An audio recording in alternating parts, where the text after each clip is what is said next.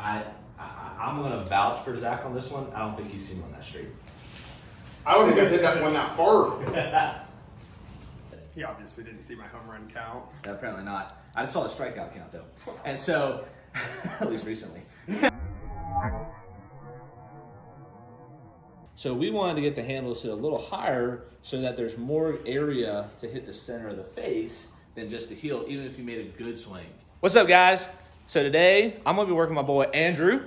And you might have seen him before. We've been playing together as partners sometimes and against each other and others in the videos with Zac Radford. But now we are going to get him to break 90. So our goal is to get his swing looking top notch. And if you've seen the videos, you need to go watch them because he has an epic ability to hit driver all over the planet. So we are going to curb that today and help my boy Andrew out. I appreciate it. I'm really looking forward to it. You've been a huge help so far, and I think we've got a good chance at breaking 90. Yeah, well, I work with stallions, so that helps that you're a stallion. So let's get to this and let's see what we can do for him. Let's go.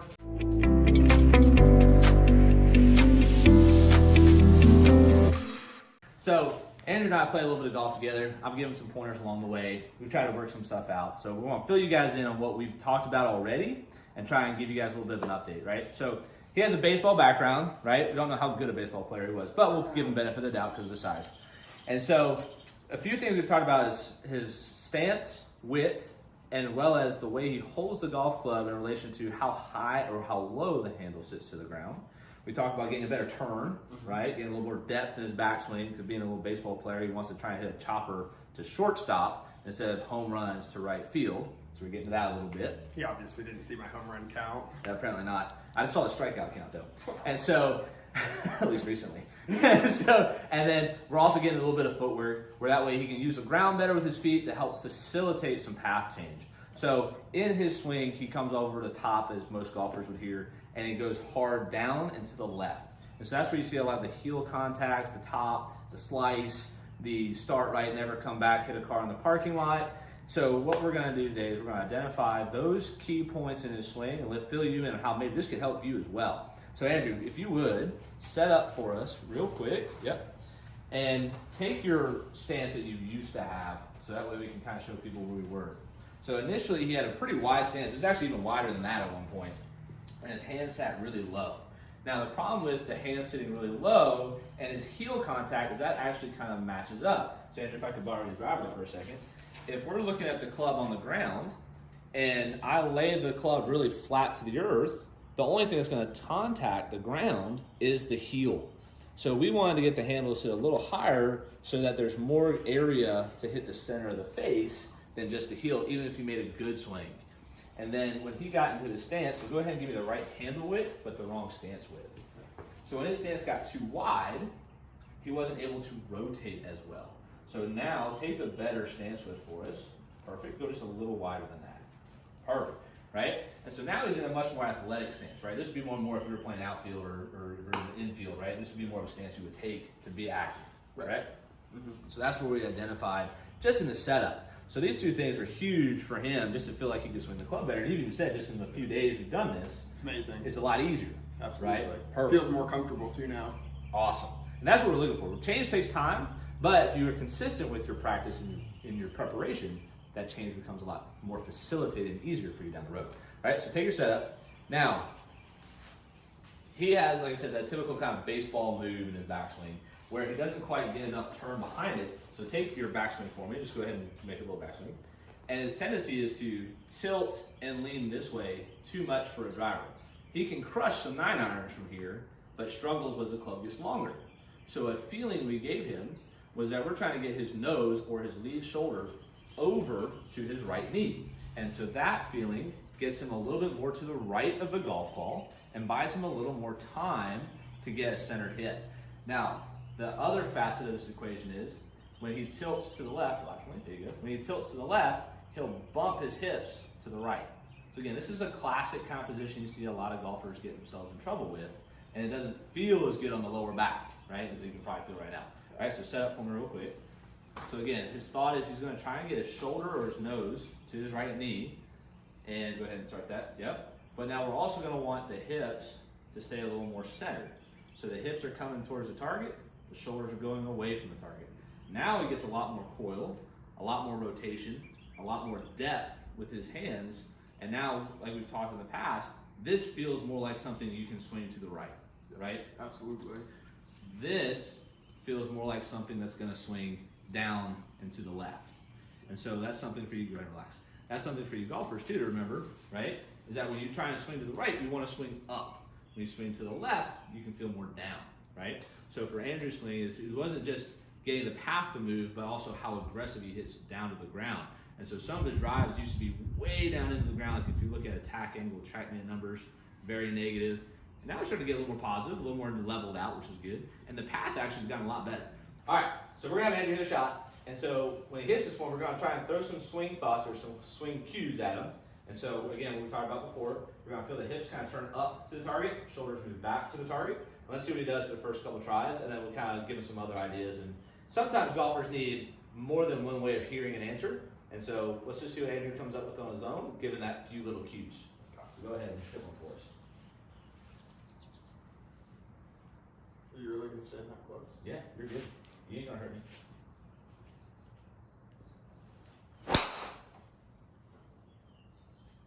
Not bad. So look at TrackMan numbers. He had a 0 attack angle, and his path was actually inside out on that one. So that was the first time that we've hit on TrackMan for you, where the path was actually going a little to the right. Now the ball flew to the right. So we have a couple elements to consider here, and this is where TrackMan data gets a little interesting. So with TrackMan, it doesn't measure the club face, right? But it uses an algorithm to tell us where the face was pointed at impact. The interesting part here is that you hit it in the heel a lot, right? That's kind of our main protocol is a heel hit, that's our miss. We rarely hit it on the toe. And so with TrackMan, that's going to read a minus or a negative or a left facing club face. So in this case, the face was 2.9 to the left, but the ball went to the right. So that doesn't initially make sense when you talk about numbers. You're like, wait a second, ball went to the right, face was left. That's because he hit it in the heel. So this next go around, right? You did a great turn. You had a lot of great elements. What if you try to hit it on the toe on purpose for me, right? So let's just see what happens. So we're going to reload. So this is another little element that I have players that you just saw his reaction get very confused when I tell them, you hit it in the heel, I want you to hit it on the toe and not the center. I want you to learn how to hit the whole club face. So this one, a victory is considered if you hit it on the toe of the club. If not, I've got another little toy for us we can try. And I think that might have been the first legit draw he's hit in his life. Not sure, but from what I've seen. So, again, look at TrackMan numbers. Inside out path at 4.8, face was 1.7, and he hit up on it 2.5. So these are some of the things that we want to see out of our golfers when they go out and play and hit drivers, because we have to hit our driver a little different than our iron. Andrew, what did that feel like to you when you did that?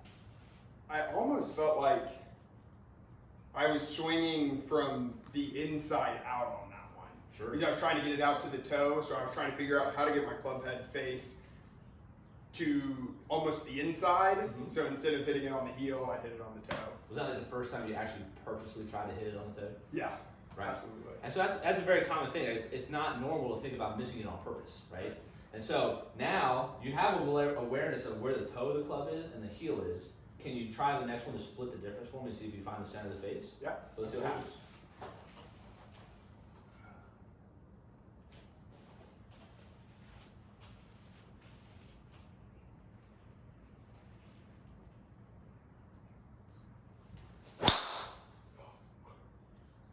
That was close. Still inside out path, still up on the attack. Face might have actually been open there, right? So there's 3.5 on the face, right? So that tells us that the face was actually more open. Now it might have been a little in the heel, right? Because it wasn't as open as I think is what we saw down range, but it was definitely not like shaft breakingly heel, right? So go and hit me another toe shot. We like that draw. We've been looking for that draw for a while. We have. I'd love to add that to my game. What is the left side of the golf course? For 500. Oh my God.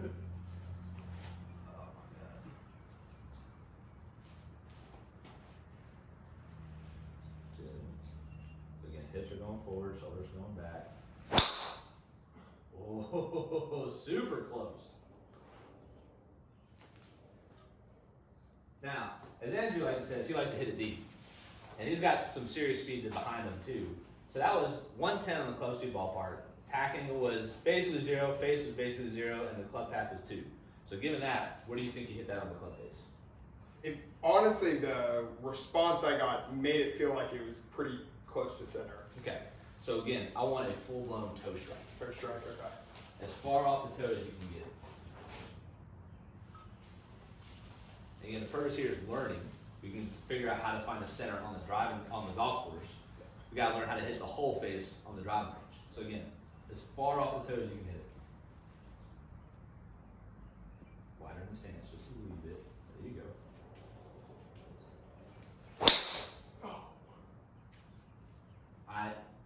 I'm gonna vouch for Zach on this one. I don't think he's seen one that straight. I don't think I hit that one that far. I'm behind the camera. I can confirm that. So I mean, why can't I just do that every time? So at 297 total, I think we can consider this a constructive lesson thus far. I would say so. I would And say so. I'm gonna have to dog you for being 13 feet left of the target. You know what? From where I was, when did we start? A week and a half ago, yeah. 2 weeks ago? Yeah, barely. It's amazing. Yeah. Honestly. Hitting twice together. Yeah, twice. It wasn't like we've been practicing every day. So what are your keys from? So I've given the viewers a bunch of ideas that I've seen from a golf coach standpoint. As the player and as the student, what have you taken away from today's lesson that you want to implement when you go play? Really, it's making it more simple than complex. Not that there's a laundry list of things you have to go through mentally before every swing, because that gets monotonous, and after a few holes, you're just going to be in your head if you have one bad swing. Sure. So it's more breaking it down into simple points of making sure my hands are up at address. That's something easy that I can, whenever I address the ball, making sure they're up. Right. Super easy thing to do. And then making sure I'm turning a little bit more, getting a little bit more of the coil. You talked about getting that hip out. And then just making sure that as I'm coming down and through the ball, that I'm not feeling that coming around so much, but actually getting behind the ball and going up into the right. Perfect. And he actually just explained a great point. So I call it pre-flight and in-flight. So if you were a pilot of the aircraft, right, you have a pre-flight checklist. That's your setup, right? Your grip, alignment, posture, all that stuff. Your stance width and where you hold the handle at the address, right? So that's just pre-flight. Once you complete pre-flight, you stop thinking about pre-flight. You go to in-flight, which is now his turns and his contact on the face and the path, right? And so the good part for you is the backswing stuff you can focus on pretty easily, and then the downswing stuff you can still be fluid and take some athleticism to it and have some great speed and hit. Well, we haven't verified 300, but it's verified at 297. Well, I probably should have done my push-ups, my daily push-ups before I came, but is what it is. So that concludes the driver lesson for Andrew. We're going to start hitting some more fairways. We might get it past Zach. We'll have to see. That's on him, not me. I've given him the nuggets. He's got to be the athlete. Andrew, you got anything else to say? That's it. I really appreciate it. Looking forward to playing better out there, because boy, is it expensive to lose as many balls as I do, but it's also not as fun. Whenever you hit shots like I just ended on, it's probably the best sport in the world. Ain't no feeling like the feeling of hitting a pure golf shot 3 bills downrange. So Andrew, good work. Till next time, stay tuned. We have more coming for you. We're going to keep diving into this guy's game and making him break a 90. That's going to happen. Love it. Let's go.